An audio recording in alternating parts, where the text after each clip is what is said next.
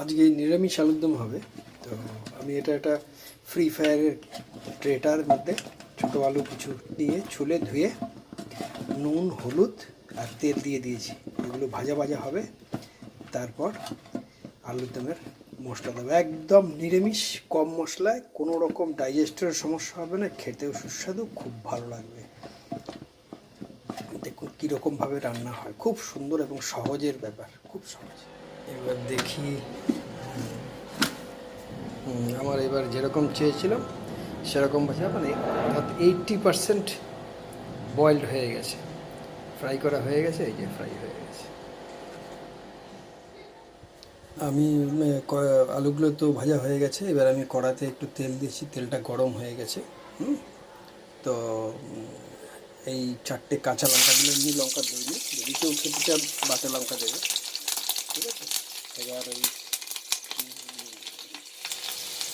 একটুখানি এবার আলুগুলোকে আমি দিয়ে দেবো আস্তে আস্তে।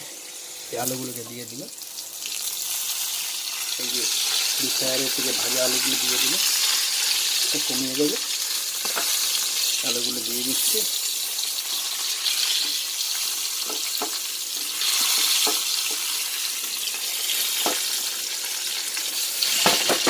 বেশি কিছু নয়, মশলা খুব কম মশলা দিয়ে করা।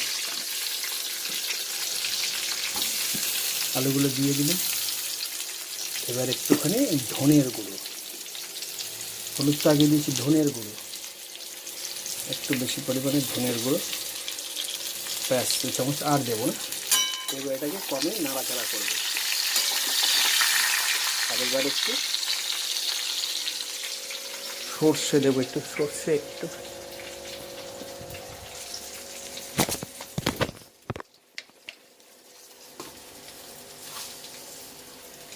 সর্ষে দিয়ে দিলাম, ব্যাস আর কিচ্ছু দেবো না। এই সর্ষেগুলো দিয়ে দিলে, আমি তো আগে দেওয়া উচিত ছিল, ধুয়ে গেছি, দেখবে আর কিচ্ছু দেবো না।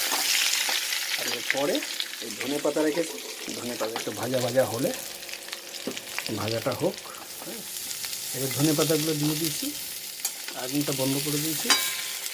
এবার এটা ধনে পাতাটা এই দিয়েছি, দিয়ে একটু নাড়াচাড়া করলে এবার বন্ধ করে দেবেন, ব্যাস। আবার রান্না শেষ। খেয়ে দেখবেন অতি চমৎকার লাগবে, পেঁয়াজ রসুন ছাড়া সুন্দর টেস্ট লাগবে, দারুণ ফ্লেভার হবে। রুটি দিয়ে বা পরোটা দিয়ে খুব সুন্দর লাগবে। নিরামিষ আলুর দম করে খাবেন, ভালো লাগবে আশা করি।